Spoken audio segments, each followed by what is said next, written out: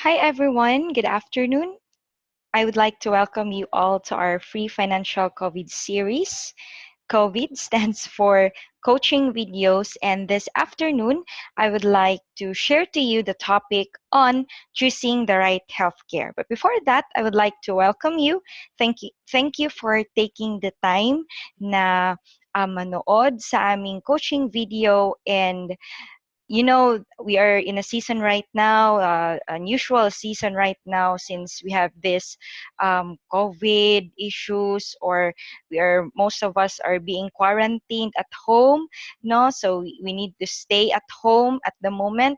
So, and I would like to appreciate all of you for staying at home because with that, no, you are also taking advantage of this opportunity to learn about how to build rightly for your future, especially in the financial area. Okay, so before that, I would like to introduce myself. My name is Stella Florence Rosara Coronica. I am a financial trainer based in Davao City. And this afternoon, I will be showing to you or sharing to you important concepts or details on how to really choose the right healthcare. So let me start with this.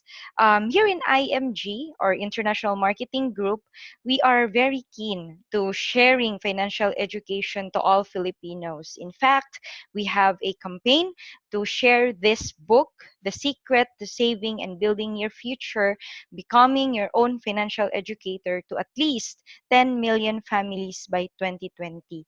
And if ikaw ngayon ay nakikinig, it's your first time to listen to this, no, you're so blessed because you're one of those na reach out namin to be able to receive this information. Why we are so keen?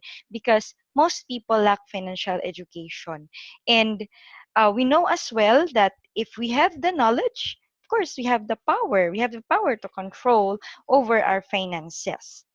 So, sabi nga, financial independence is not a dream, but it is a priority. And so when you say priority, you have to put time on it, you have to exert effort or your energy to it, no, para mapalago, or we could take care of our financial independence, no, on the process of getting financial independence. Hindi lang yung papanaginipan mo lang siya, or it's just an ambition for you, but it's going to be a dream come true for you if you put priority on it. So to start with, I would like to share this very important information or concept on building a solid financial foundation, which is the key to wealth. Okay?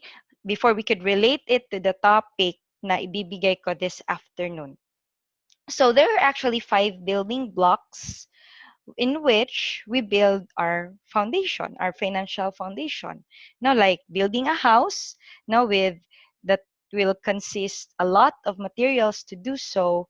In our finances or financial house as well, there will be 5 building blocks that we need to build para solid siya at para kahit anong bagyong dumating, hindi siya basta-basta matitibag. And this, since we want to make it solid, so we need to build it from ground up. So to start with, we need to have healthcare. Next will be protection, debt management, emergency fund, and investment. And since we will be talking about healthcare, no, you must have proper healthcare protection or coverage in the event of serious health problem or sickness. Both of these can greatly affect or upset a person's financial stability, especially during old age. Statistics show that 90% of personal bankruptcies are due to unexpected and unforeseen illnesses. See, in building a solid financial foundation, we should prioritize. First, we need to get our health care. Okay? There are two types of healthcare, the short-term and long-term healthcare, which I will discuss later on. So, with this one, this is something that we need to get ourselves. Next is protection. As you can see, protection is income protection, and this is in the form of life insurance. So as a breadwinner, importantly, you should have a life insurance because especially if many uh, in your family are depending on you, no, what if something ay mangyari sa'yo? Okay? So, hindi natin alam saan sila pupunta. So, we need to have income protection so that we could prevent no yung lifestyle nila ay ma-retain nila no if ever something happens to the breadwinner. Of course, debt management. One of the pillars or building blocks of building a solid financial foundation is to really manage our debt, eliminate, and don't get to more debts anymore. Claro. And then emergency fund, we need to get something for us to set aside no 3 to 6 months of our salary so that in case of emergencies we'll be able to fund our needs ourselves or any other repairs. No, I would like to compare it to our situation right now. So if you're someone who is able to get an emergency fund before this lockdown happens, no, so hindi tayo masyadong mag-worry sa ating mga basic needs kasi meron tayong pera, meron tayong fund where to get our basic commodities kahit hindi tayo magtrabaho ng ilang buwan. But if you're someone who's not able to get yourself an emergency fund, of course, mag-worry tayo, especially if mawawalan tayo ng trabaho. And lastly, the last building block is the investment, which is consist of our short-term and long-term goals. But since this afternoon, I'll be talking about choosing the right healthcare. So we'll focus on the bottom part, okay, the bottommost part of this solid financial foundation. Bakit nga ba kailangan natin ang healthcare? There is a fact na there is a healthcare crisis in the Philippines. Why it is a crisis? Because most of the Filipinos ay hindi to binibigyan ng pansin. Maraming mga Filipino ang walang healthcare or kulang ang kanilang healthcare. That is why we need to know more about long-term care and how it could benefit us or help us in the long term if we have this kind of program. Before that, let us discuss this some alarming realities in our society nowadays.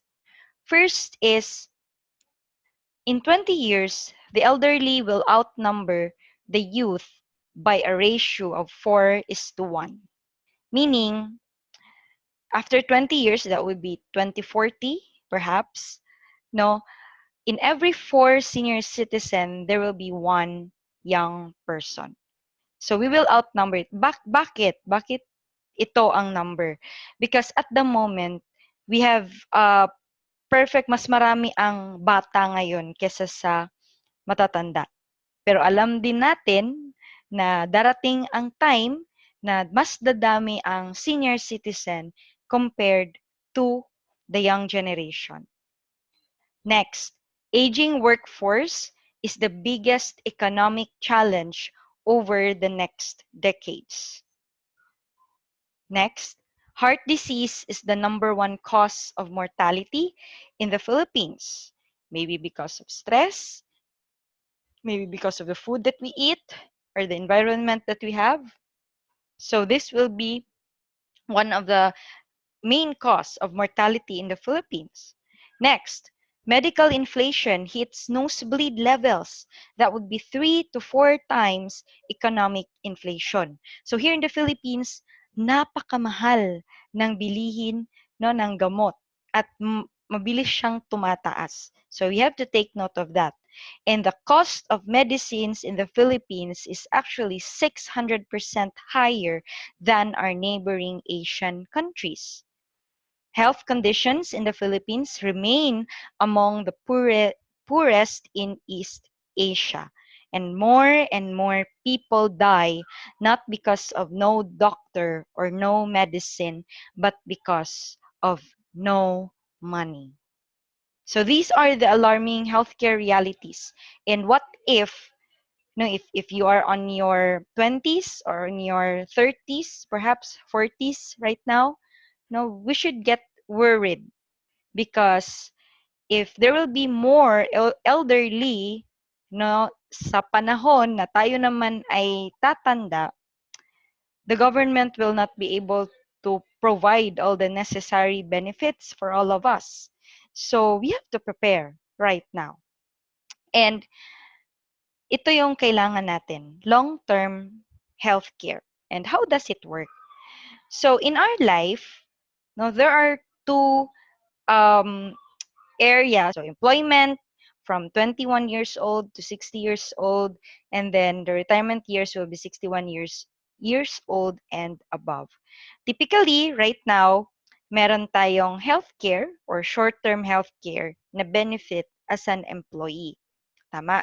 Because like this, okay? So we have General of Filipinas, Insular, IntelliCare, PhilCare, FWD, Medicard, uh, yeah, and MaxiCare. Now, when I was in the BPO industry before, I had this MaxiCare. Okay, so maganda ang benefit ng short-term healthcare.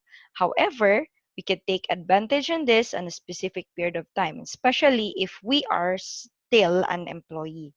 So, meaning, if magre-resign ka na as an employee to a specific company na nagbibigay ng ganitong benefit, pag nag-resign ka, hindi mo siya madadala. Or pwede naman siguro i-take care mo personally yung short-term healthcare mo, but you have to pay it yourself. No, not free anymore.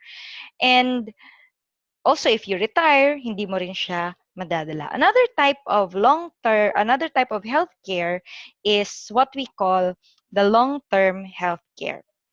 And this is something that you have to build for yourself now. Okay?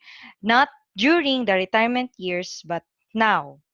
So that you will have uh, a good future or a comfortable retirement years.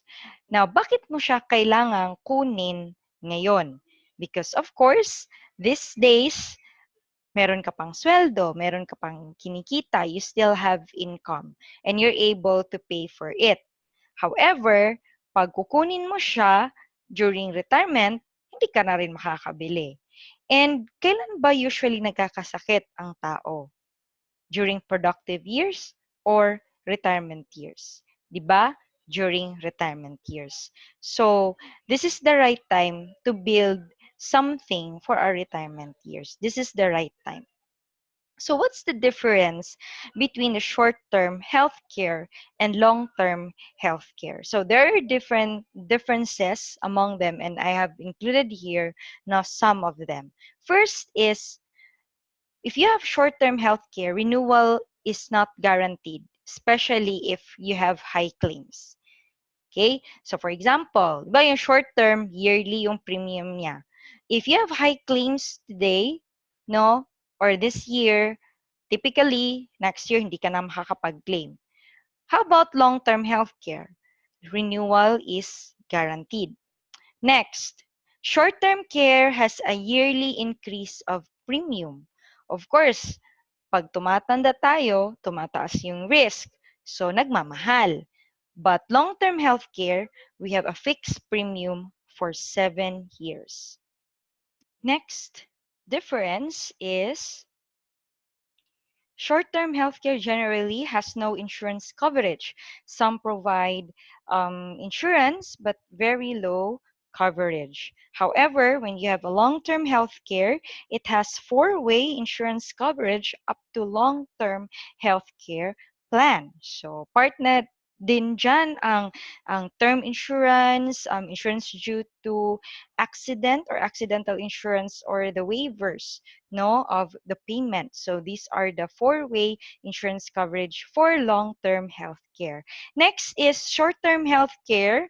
About pre-existing illness, they're not covered during the first year. and or lifetime permanent exclusions may be issued on the second year onwards. So, depende sa case ng pasyente or ng policy owner. While if we have long-term health care, pre-existing is not covered during the accumulation period only. So no exclusions after the 7th year of coverage. Short-term healthcare has no return of premiums for non-utilization. So, pag hindi mo siya nagamit, hindi mo na talaga mababawi yung binayad mo. However, if you have long-term healthcare, there will be returns of premiums up to contract price for non-utilization during the paying period. Short-term healthcare covers only up to age 60.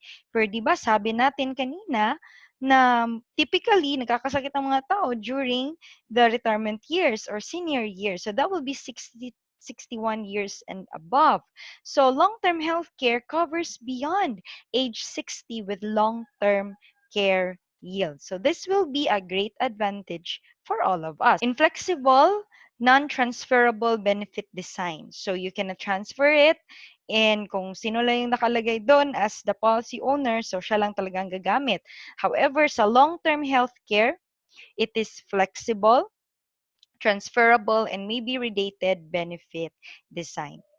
Another is reinstallment is limited only within 30 days of lapse policy. That's right.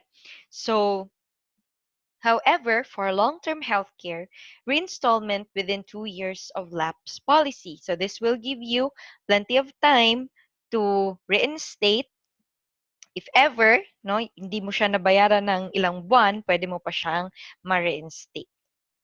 Next is access to non-accredited physicians and medical network is not covered in a short-term healthcare. So, kailangan doon lang talaga ikaw sa mga hospitals na accredited ng short-term na healthcare na pinili mo. However, when it comes to long-term healthcare, there will be access to non-accredited physicians and medical network. Now, they are covered after the 7th year of like accumulation period. Kasi ito 7 years to pay or 7 years to save itong program na to.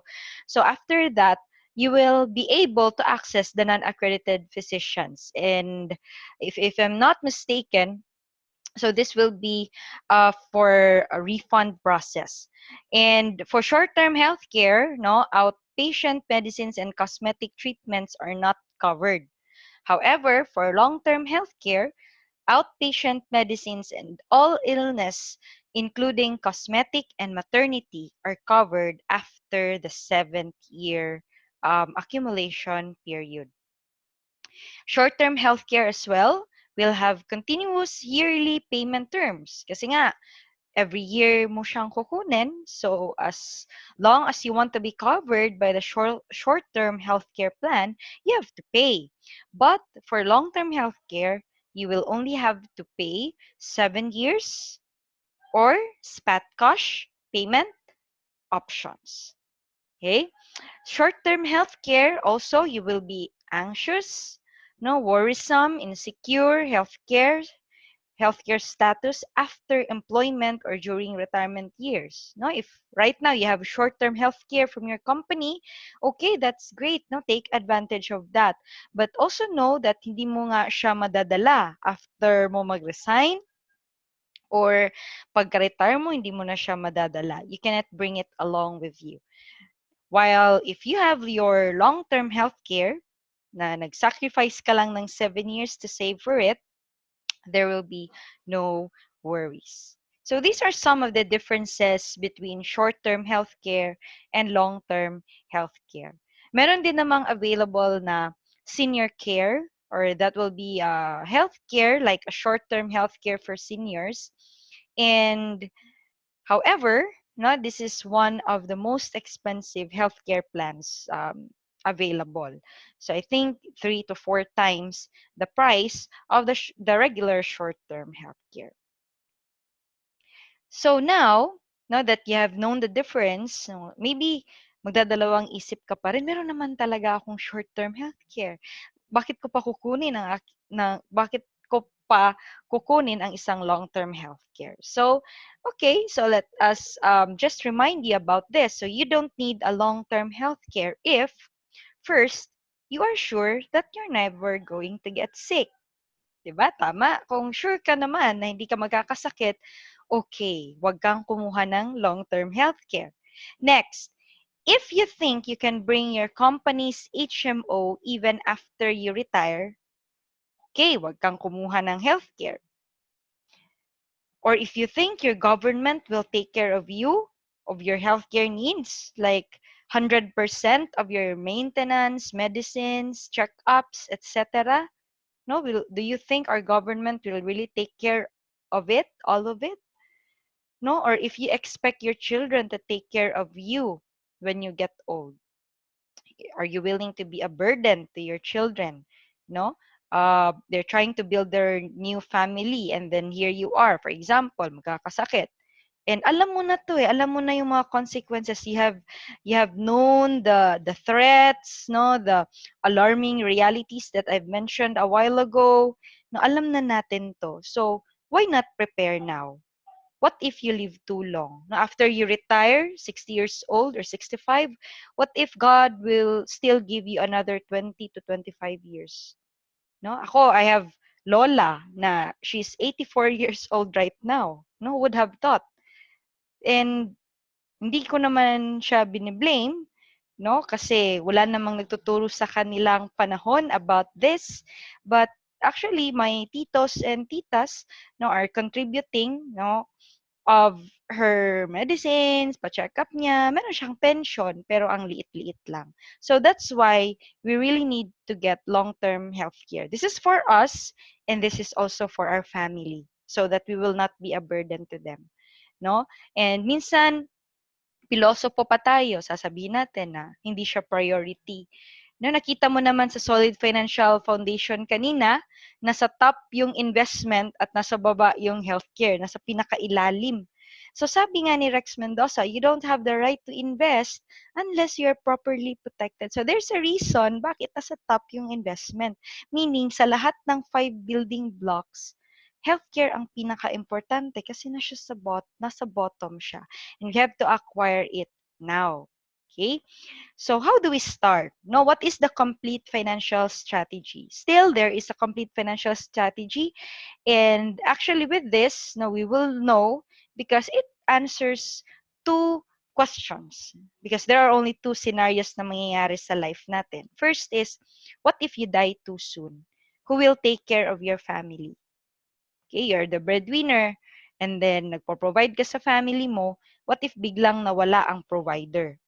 So, the solution to that is life insurance to give the family instant money for them to cope up financially sa needs nila, walang stop ng studies, etc. Yung food, yung basic commodities, needs, mapoprovide pa rin.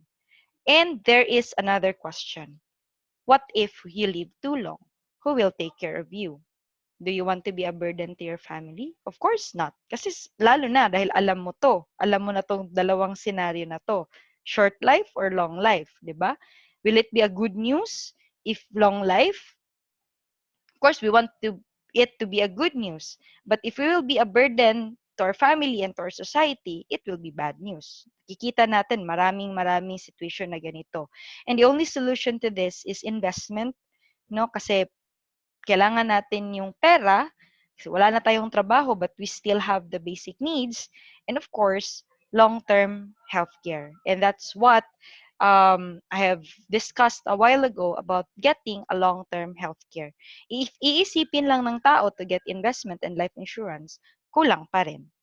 So, we have to address the three needs. In a solid financial foundation, we need to get healthcare, protection, and of course, investment. So these three, we need it to build a complete financial strategy. As a start, magkakabuild na rin tayo ng solid financial foundation. Kasi i-acquire mo tong tatlo. Debt management and emergency funds are self-discipline. We can manage them ourselves, no, with continuous learning, of course, and execution.